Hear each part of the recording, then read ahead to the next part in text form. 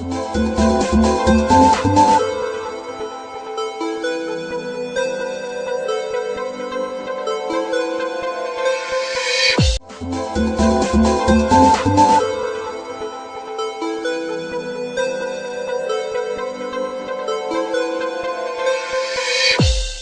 tout ça, et je peux d'ores et déjà vous dire, vous rassurer, que je pense que nous avons suffisamment d'eau pour ce que nous voulons faire, mais peut-être que nous ne le faisons pas bien. Là, ma présentation sera axée sur l'analyse de la situation au plan mondial et les défis clés, les pénuries d'eau et concurrence pour la ressource. J'ai parlé aussi de l'eau pour l'alimentation et je vais zoomer sur l'Afrique subsaharienne et parler de comment relever les défis de la sécurité alimentaire par le biais de l'eau et tirer quelques conclusions et certainement, si le temps le permet, parler un peu de quelques points de discussion. Pénurie d'eau et compétition. Là, on va regarder sur le plan mondial. Est-ce une réalité? Est-ce un des mythes? On va voir tout ça de près. Combien de fois nous avons entendu cela? Nous nous dirigeons vers des guerres de l'eau. Oui, c'est vrai, il y en a eu, Monsieur le Président l'a mentionné. Au Moyen-Orient, l'origine, la substance qui est derrière tous les problèmes qu'il y a, c'est qui contrôle le Jourdain, contrôle la ressource en eau, c'est tout. C'est pourquoi le Golan est un élément assez important. Il y a beaucoup qui disent stopper l'expansion des infrastructures, conserver et restaurer les écosystèmes. Là, je ne vise pas mes amis verts, les écologistes, mais c'est souvent le cri d'alarme. C'est pourquoi d'ailleurs j'ai choisi la couleur verte. D'autres disent il n'y a pas de crise d'eau, il y a assez de nourriture pour tout le monde et tout ce qu'il nous faut, c'est des meilleurs accords commerciaux. Donc, les business. D'autres disent l'irrigation utilise trop d'eau, les gens n'auront pas assez d'eau pour boire. Est-ce que c'est vrai tout ça? Il y a d'autres qui disent le problème est que l'eau est gratuite. La facturation de l'eau est essentielle pour une gestion durable. Si on ne met pas un prix, généralement, on a tendance à l'utiliser n'importe comment et dans n'importe quelle condition, parce que les droits de l'eau dans les différents pays changent. Le code de l'eau, comme on dit au Sénégal ici, dans certains pays, la ressource est gratuite. D'autres disent qu'il faut qu'elle soit gratuite parce que l'homme ne l'a pas créée. Une bonne partie de ces trucs sont vrais, d'autres sont fausses. Quel est le problème? Je vous donne ici une idée de l'évolution des pénuries d'eau dans le monde. Et vous pouvez voir que déjà, nous nous situons dans la tranche 2025. Oh, je m'excuse. Pourquoi c'est parti tout seul?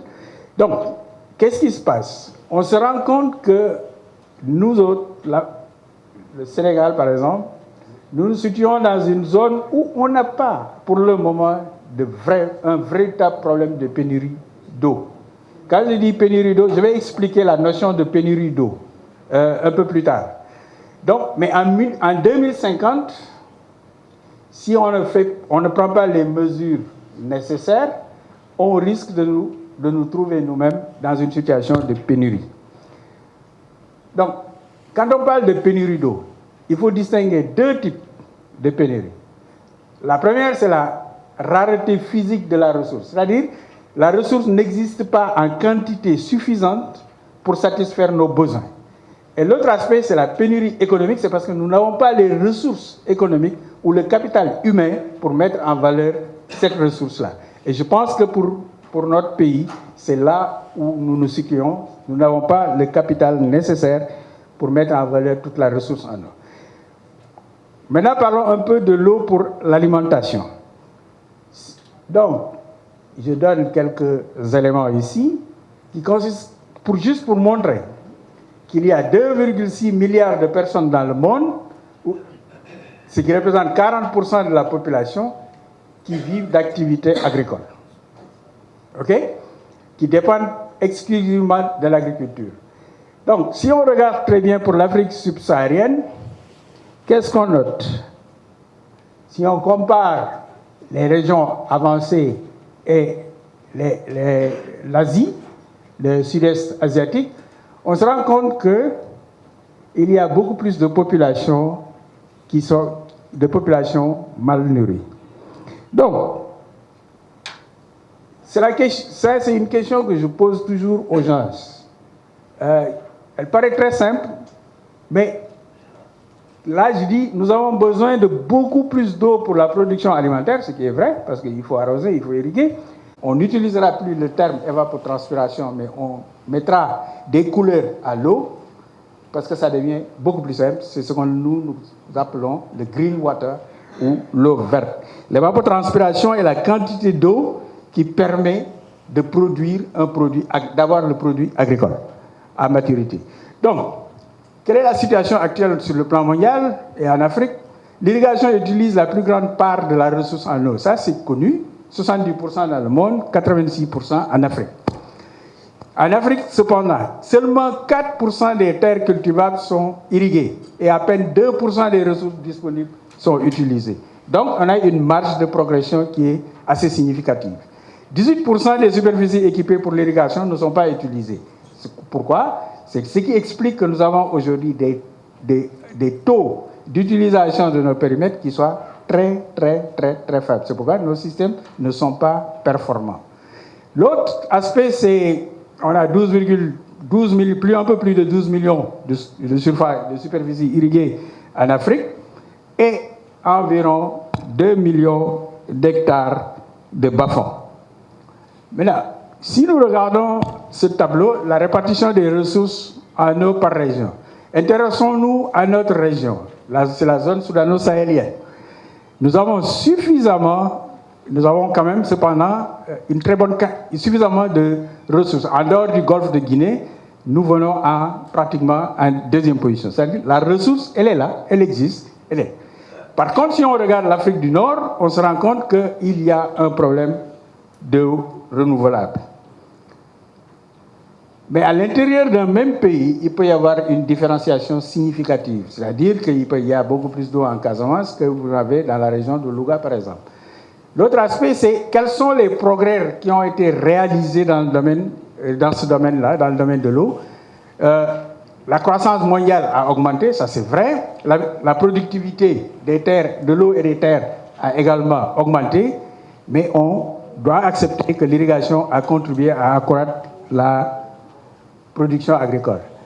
Bon, si on analyse l'irrigation seulement, les résultats sont mitigés. Un moyen et une voie pour le développement rural et économique. Mais l'ère de l'expansion de l'irrigation est terminée. Il faut qu'on le sache. Maintenant, ça coûte très cher que de créer des systèmes d'irrigation.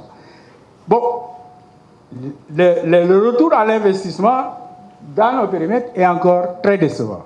L'aspect écologique est souvent négligé.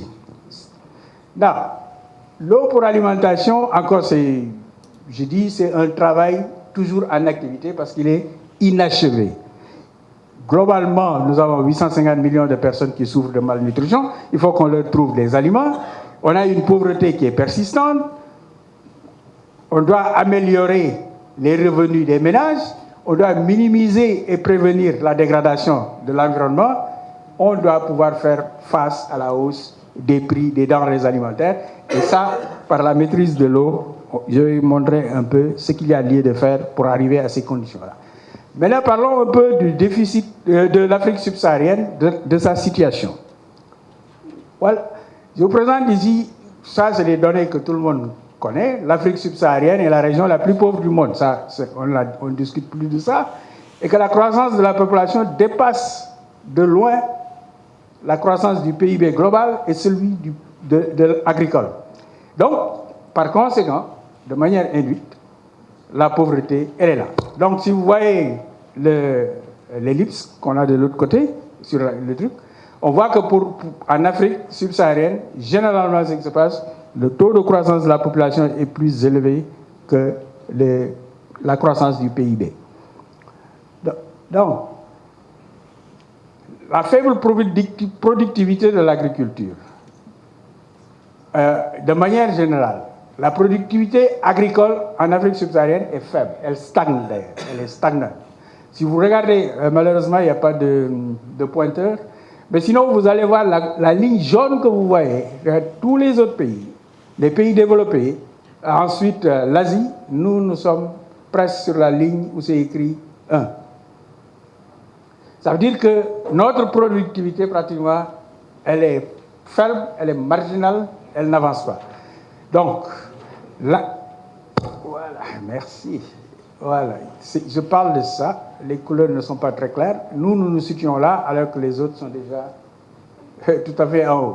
Donc, qu'est-ce qui se passe? Si on regarde ça, on se rend compte que l'augmentation de la production agricole dans nos pays est due presque exclusivement à une extension de l'agriculture, une expansion des surfaces, une augmentation des surfaces plutôt qu'une intensification.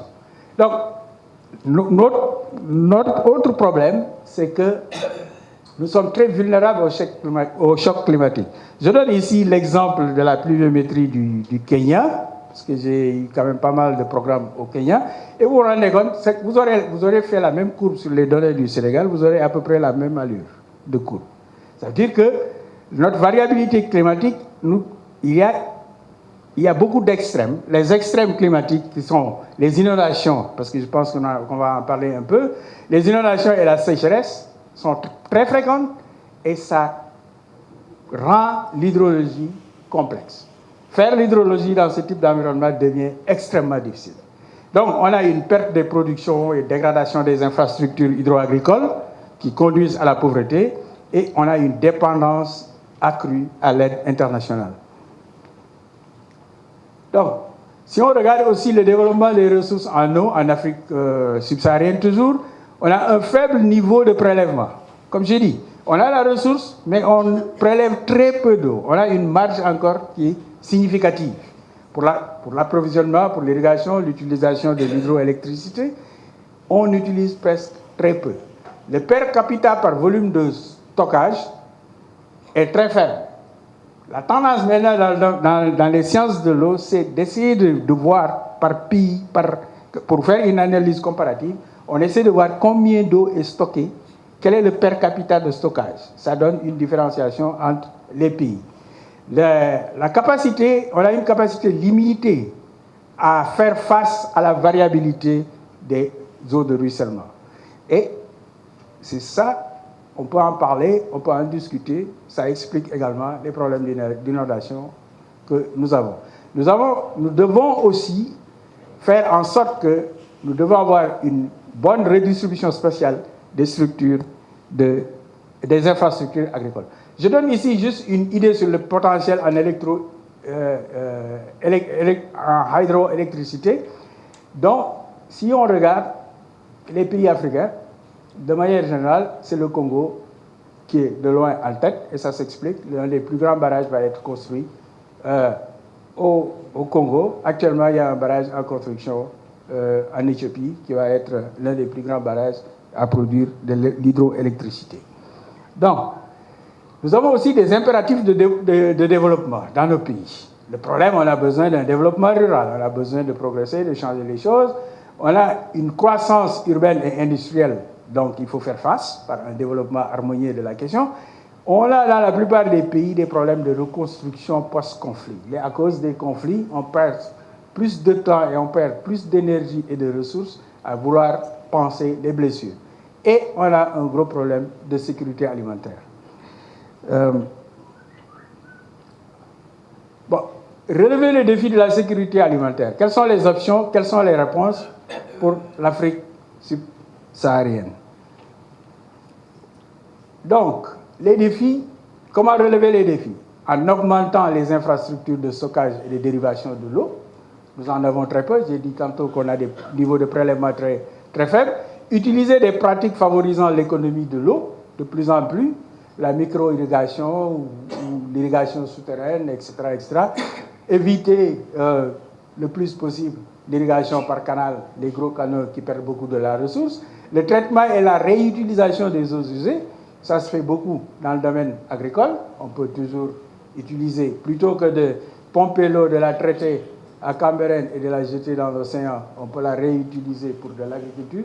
Même si on ne peut pas consommer, on peut faire de la floriculture avec. C'est déjà une solution, parce qu'on ne consomme pas quand même les fleurs. On peut investir dans l'irrigation en prélevant davantage d'eau de nos rivières et de nos aquifères. C'est ça que nous appelons le blue water. Le blue water, c'est l'eau gravitaire de manière générale. Donc c'est la pluie ou les écoulements de surface, les lacs, etc. C'est ça qu'on appelle le blue water. Donc, l'amélioration de la gestion des infrastructures agricoles et développement des eaux souterraines, il faut nécessairement qu'on fasse cela, et accroître la productivité de l'eau en intégrant les usages multiples. Plutôt que de penser seulement à l'irrigation, il faut penser que l'irrigation ne peut pas être écartée des autres usages domestiques, le bétail, l'aquaculture, ainsi de suite. Il faut intégrer tout ça pour estimer la productivité. Donc, il faut investir sur l'agriculture pluviale, hein, on en parle très peu, en utilisant ce que nous appelons le green water.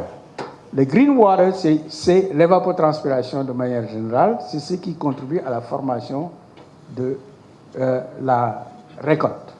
C'est l'eau qui va dans la récolte. Donc, on peut le faire en augmentant la productivité dans les zones pluviales par une meilleure gestion de l'humidité des sols. Parce que moi, je reste dans le contexte hydraulique, parce que je suis hydraulicien de formation, donc pas le contexte agronomique. Mais je pense que la gestion, une meilleure gestion de l'humidité des sols permet d'accroître de manière significative la production agricole. Mais aussi l'irrigation de complément. En cas de trou de sécheresse, comment on peut arroser pour que la plante, au moment de la floraison, qui est la partie la plus sensible, la période la plus sensible, ne puisse pas souffrir d'un stress hydrique. Donc, on peut encourager les échanges commerciaux à l'intérieur des pays. Il y a un nouveau concept qui est sorti maintenant, c'est le concept d'eau virtuelle. Qu'est-ce qu'on appelle eau virtuelle? C'est-à-dire, vous avez par exemple deux pays. Il y a un pays qui produit, qui se partage la même ressource. Disons, c'est un truc international. Donc, moi, je peux décider, OK, au lieu que j'utilise ma part d'eau, on l'estime, et ensuite, vous me donnez une production agricole qui correspond à ça. J'ai besoin de riz. Vous êtes mieux placé que moi pour produire du riz. Alors, je vous laisse utiliser le maximum d'eau, mais en contrepartie, vous me payez en riz. Parce que l'eau virtuelle, c'est l'eau qui correspond, qui est dans le stock même des graines. Gérer la demande et revisiter les régimes alimentaires, bon, certainement, il va falloir changer. Comme je vous ai montré tantôt, un régime végétarien et un régime complet céréales plus viande, peut-être qu'on peut changer. Augmenter la productivité de l'eau en produisant plus par unité de volume. Ça, c'est un élément fondamental. Ça vient d'une forte réflexion du regretté Kofi Annan, docteur Kofi Annan, qui à un moment donné avait dit « more crop per drop ».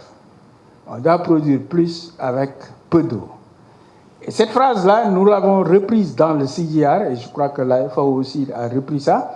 Donc, mais maintenant, on se rend compte que more crop per drop aussi, c'est une limite. Maintenant, on dit beyond the more crop per drop. Parce que quand tu dis more crop per drop, tu dis que tu utilises toute la ressource en eau pour la production alimentaire, mais qu'en est-il de l'environnement? Donc, pour préserver l'environnement, il faut aller dans la direction de more crop, beyond the more crop per drop. Donc, je vous présente ici des options de gestion des eaux agricoles de manière générale. Ici, on est dans un système purement pluvial et ici, dans un système d'irrigation. Donc, qu'est-ce qui se passe? Dans le système pluvial, bon, on peut faire les techniques et les pratiques de soil and water conservation, de conservation des eaux et des sols, en utilisant quand même de l'irrigation de complément. On peut faire aussi des travaux de collecte des eaux de ruissellement, le water harvesting, comme on en fait beaucoup au Burkina Faso. Par contre, quand on va dans le domaine de l'irrigation, on a les eaux souterraines, les eaux de surface. Et généralement, les eaux souterraines sont très peu utilisées pour l'irrigation. Ça ne se fait que généralement par des petits puits, ce qu'on appelle des séanes, de manière générale. Et ça, c'est la nappe phréatique, mais non mais pas l'aquifère en profondeur. Et tout ça, maintenant, il faut du drainage. On ne peut pas faire de l'agriculture correctement si on n'a pas un bon drainage, parce que si on n'a pas un bon drainage, on détruit le sol. Et c'est ce qui arrive le plus souvent dans les systèmes irrigués, parce que vous avez entendu parler de salinisation secondaire. Oui, je vais essayer d'aller très vite. Donc, pour les clés pour moderniser l'agriculture pluviale, bon, il y a les aspects technologie, la capacité, le renforcement des capacités. Sur les politiques, il faut faire en sorte que les politiques agricoles tiennent aussi compte de tout ça. Donc, l'irrigation. Si on regarde l'irrigation, comme j'ai dit, si regardez, tout ça, c'est si le potentiel est à 100%, 82% du potentiel n'est pas utilisé. Il n'y a que 12% qui est utilisé, et sur les 12%, il y a à peine 6% qui sont totalement équipés.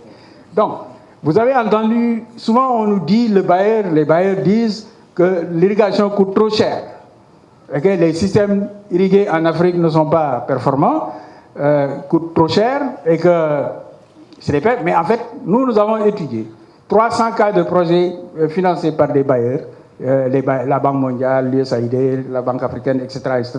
Et on se rend compte que les coûts unitaires des projets réussis, si on considère les projets réussis, sont supérieurs ou égaux à 10%. On est très proche de l'Asie du Sud. Donc, nous sommes compétitifs par rapport à cela. C'est une question de volonté et c'est une question de savoir-faire. Mais seulement, la question qui se pose est, parce qu'en irrigation, la taille de la parcelle importe très peu, importe beaucoup plutôt. Parce que l'irrigation n'est rentable que si vous avez 3 hectares et plus. Parce que si vous avez moins de ça, bonjour les dégâts. Les systèmes qui sont gérés par les agriculteurs, dont les périmètres irrigués autogérés par les paysans, fonctionnent de loin mieux que d'habitude. Donc j'ai fait une série de 8 conclusions. Dans un premier temps, il faut adopter une approche équilibrée, cibler les investissements pour exploiter le potentiel dans l'agriculture pluviale et irriguée. Les coûts de l'irrigation en Afrique ne sont pas nécessairement plus élevés qu'ailleurs. Contraire, j'ai pu le montrer sur l'autre graphe. Mais que la conception, la planification, la mise en œuvre et le suivi des projets doivent être améliorés. C'est là où on a encore des lacunes. On doit investir dans l'accroissement de la productivité et de la rentabilité des périmètres. Ça, c'est irrigué, existant, et la construction de nouveaux systèmes. Il faut qu'on construise des systèmes irrigués parce que nous n'utilisons pas le potentiel que nous avons. Bon, il faut promouvoir des tests et l'intensification des technologies de gestion des eaux pluviales. Il y en a beaucoup. Il y a le ZAI, la demi-lune, les petits barrages, les retenues collinaires, etc. Tout ça, ce sont des technologies qu'il faut promouvoir. S'appuyer sur le secteur privé pour compléter les investissements publics dans le secteur de l'eau. Si le secteur public n'intervient pas là-dedans, je ne pense pas que nos États puissent aller très loin. Améliorer la conception, la mise en œuvre et les capacités de gestion des projets en accordant plus d'attention aux facteurs qui contribuent à la bonne performance, mais et surtout reconnaître et exploiter les synergies potentielles élevées d'une approche intégrée. Aujourd'hui, c'est l'approche GIR, gestion intégrée des ressources naturelles. Mais de plus en plus, cette approche est abandonnée. On parle beaucoup plus du nexus. Le nexus, eau, alimentation, énergie et écosystème. Mais le nexus ne peut se faire qu'à l'échelle de bassins fluviaux, à l'échelle d'un bassin versant, alors que la GIR peut se faire ailleurs. Donc, mais il se trouve que les limites de la GIR, on les a atteintes après 25 ans de pratique de GIR. Maintenant, on réfléchit beaucoup plus sur les questions de nexus. On pourra en discuter. Cette photo, ces messieurs, ils sont en train de scruter l'horizon pour chercher une bête dans un parc en Tanzanie, alors que le lion est juste derrière.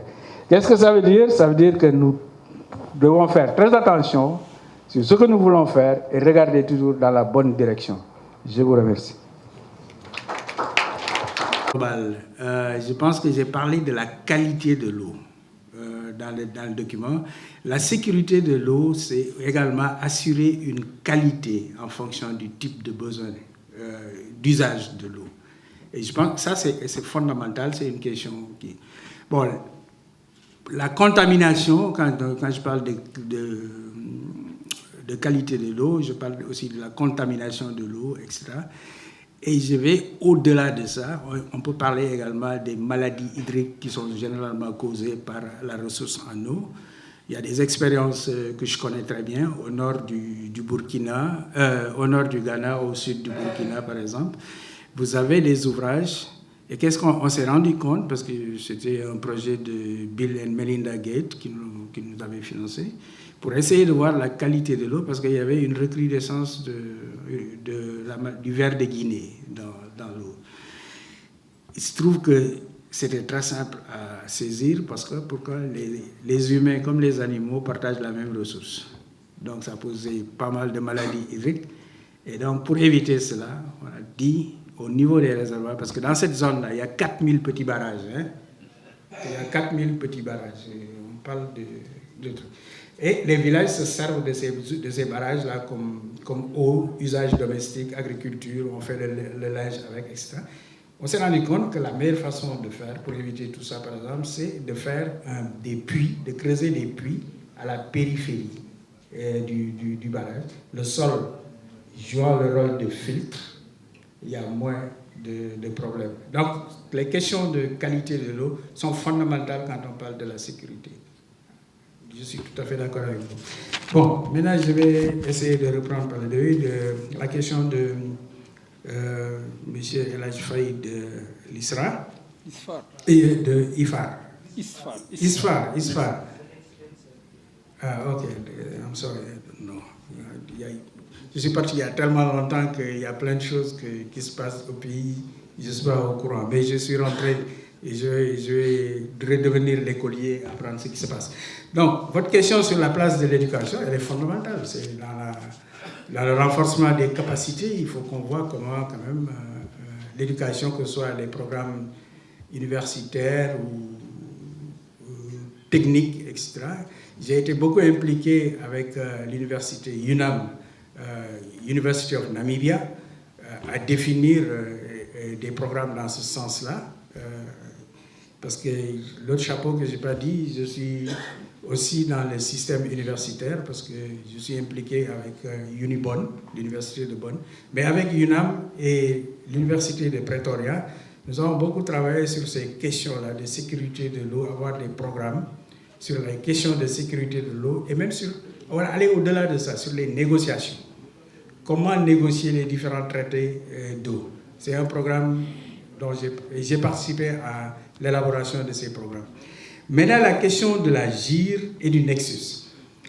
La différence fondamentale, c'est que pour parler de Nexus, on est obligé, comme j'ai dit, vous pouvez parler du Nexus sur le fleuve Sénégal. Parce que vous voyez toutes les utilisations qui sont dans les usages. Parce que vous avez Manantani, qui est un usage, parce que produit de l'électricité, donc qui appartient à l'ensemble des pays. Ensuite, par contre, si vous parlez de... Donc, il y a l'hydroélectricité, l'agriculture, donc on fait l'irrigation côté Sénégal, on fait l'irrigation côté Mauritanie. La dernière photo que j'ai présentée, c'est vue du ciel des périmètres de Caille, au Mali.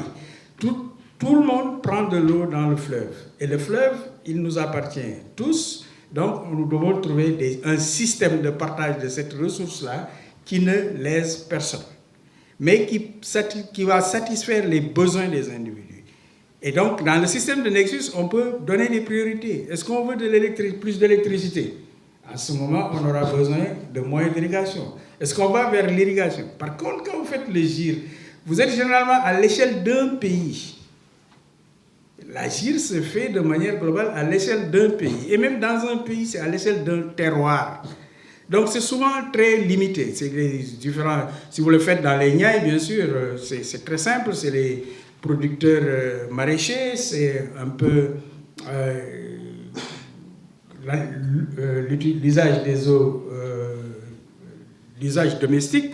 Donc la SDE, je ne sais même plus si c'est encore la SDE ou si c'est quelqu'un d'autre. Bon, mais ça se limite, c'est à une échelle trop micro. Donc on ne mesure pas sur la longueur l'impact sur l'environnement, parce que la gestion de Manantani ou la gestion de Diama a un impact certain sur l'environnement. Et ça me permet d'aller dans la question de M. Ousmane Kane, qui parle des aspects négatifs de l'eau. C'est vrai, l'eau charrie beaucoup d'aspects négatifs, ça c'est très clair. Les maladies hydriques, ok? Les périmètres irrigués, les zones de périmètres irrigués, c'est les zones où la malaria ou le paludisme, disons, est le plus développé, ça c'est connu. Il y a d'autres aspects qui sont liés au rejet par les systèmes irrigués des eaux de drainage dans le fleuve, et c'est ça le gros problème aujourd'hui. Ça permet de passer à ce que vous avez dit, parce qu'il y a 2 mois, j'étais dans la zone de Ross Béthio également, et c'est un peu désolant de voir que toute cette superficie qui brille avec le soleil couchant, vous pouvez regarder et vous vous rendez, c'est comme s'il y avait des pépites de diamant là-dessus, mais ce n'est rien d'autre que du sel. Parce que n'oublions pas que le delta était une zone de mangrove avant, historiquement parlant. Donc le sel, il est là, il est in situ. Sans compter qu'on a fait de l'irrigation sans drainage. Donc vous prenez de l'eau, vous prenez de l'eau dans le fleuve, vous irriguez votre parcelle, vous lessivez, c'est-à-dire que vous avez essayé d'enlever une partie du sel, mais que vous rejetez dans le fleuve. Donc ça pose un problème que je n'ai pas mentionné ici, c'est une question de discussion. Quelles sont les relations entre ceux qui sont en amont et ceux qui sont en aval? Parce que ce que je fais en amont a un impact sur l'aval. Donc ce qui se passe aujourd'hui, j'espère avec l'émissaire du delta dont on parle, qui je pense est financé par les MCA, ça pourrait permettre d'éliminer des quantités significatives de sel. Mais n'oubliez pas une chose, on a fait un barrage anti-sel. Et donc, on a pratiquement endigué. L'eau ne sort pas. C'est le problème auquel on était confronté à Guidel. On a construit un barrage, on a bloqué. Donc, le sel, il faut le faire sortir. Et c'est là où on a essayé de trouver un modèle de gestion du barrage, ouverture du barrage à certaines hauteurs pour faire l'effet chasse, etc., etc. Mais c'est des questions sur lesquelles on peut beaucoup discuter. Je ne veux pas vraiment trop monopoliser la question. Et vraiment, je vous remercie. Merci. La question de Jacques. Oh, la question de Jacques, c'est... Oui, Jacques, c'est une question... Merci pour... on se connaît, on est dans le même... parce que j'ai beaucoup travaillé sur les questions de changement climatique, le couplage des modèles climatiques avec des modèles hydrologiques. C'est vrai, mais la présentation, le temps, comme j'ai dit, ne m'a pas permis, mais ça, on peut en faire un élément de présentation, un jour spécial sur ça. C'est-à-dire, quel est l'impact réel du changement climatique sur la ressource en eau? D'ores et déjà, je peux dire une chose. Cette tendance à faire des réservoirs, on sait une seule chose, une chose sur laquelle tout le monde est d'accord. La température a augmenté. Si là, tout le monde se rappelle, peut-être moi il y a des gens plus vieux que moi dans la salle, plus âgés que moi dans la salle, mais quand j'étais enfant, et que je devais me farcir de longues distances pour aller à l'école au mois de décembre, au mois de janvier, il faisait extrêmement froid. Maintenant, il ne fait plus froid. C'était à Thiès, je me rappelle très bien. Vous vous réveillez le matin, le sol est humide à cause des précipitations de changement de fraîcheur durant la nuit. Donc, qu'est-ce qui se passe aujourd'hui? On n'a plus ça. On a une situation où on a une température plus élevée. Si vous faites des barrages, si vous faites des réservoirs d'eau peu profonds, si vous ne choisissez pas bien l'endroit, vous allez avoir un bac évaporatoire. Vous allez perdre une bonne partie de l'eau par évaporation. Donc, qu'est-ce qu'on fait sur le plan international? Dans beaucoup de pays, si vous allez dans les zones, l'Asie au centre, le Kyrgyzstan, le Daghestan, etc., on essaie de stocker l'eau dans le sol. Il y a une expérience au Burkina de ce qu'on appelle un barrage souterrain, que les Japonais sont en train de faire. Vous faites des barrages filtrants qui imposent l'eau de s'infiltrer. C'est vrai que le changement climatique est très important. À cause de cela, nous mettons tout sur le dos du changement climatique, mais nos habitudes. Quand il y a des inondations à Dakar, on dit changement climatique. Moi, je dis c'est faux. Ce n'est pas le changement climatique, c'est le comportement des individus qui cause les inondations. Vous avez un chemin d'eau et vous venez construire là-dedans. Mais qu'est-ce que vous voulez? Donc, il faut savoir raison garder sur ces questions-là. C'est vrai que le changement climatique a un impact, mais aussi le comportement de notre comportement, notre manière de faire, parce que quand même, il n'y a pas de train, il n'y a pas de... Bon, l'urbanisation est galopante, les zones périphériques, et il n'y a pas tellement de lotissement clair pour permettre à l'eau de circuler. On augmente les superficies imperméables et 60 mm d'eau, Dakar est sous les eaux. Vous allez à Accra, pour que vous ayez une inondation, vous êtes en train de parler de presque 150 mm. Au Burkina, ils avaient les mêmes problèmes, mais aussi le 1er septembre 2009, où on s'est rendu compte qu'il a plu 267 mm en moins de 24 heures, et une bonne partie de la ville était inondée, tout l'hôpital était inondé, c'était la catastrophe totale. Mais je souhaite que nous n'en arrivions pas là. Je vous remercie.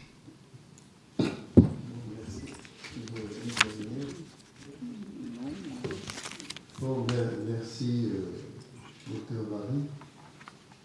Je l'ai déjà dit, vous avez fait une excellente communication.